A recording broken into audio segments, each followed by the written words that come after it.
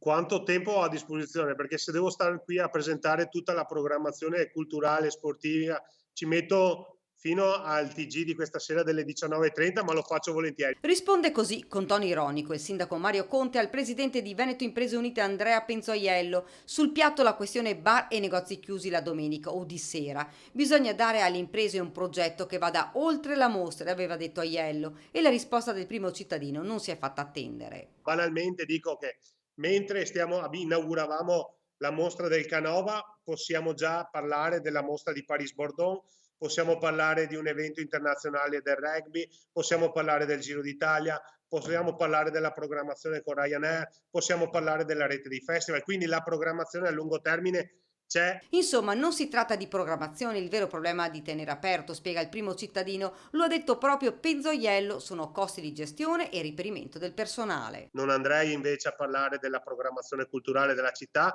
perché uno è condivisa anche con loro e la conoscono bene, due è una programmazione che mi sento di dire è straordinaria. Fra l'altro il sindaco tiene a precisare che in città si è passati da 3.800 metri quadri di plateatici a 7.000 metri quadri, messi a disposizione anche degli associati di Veneto Imprese Unite. Poi aggiunge. Adesso che i risultati si vedono è tempo di rimboccarsi le maniche, come diceva il presidente Capraro, e di fare quel salto di qualità di cui la città ha bisogno per offrire un'emozione in più.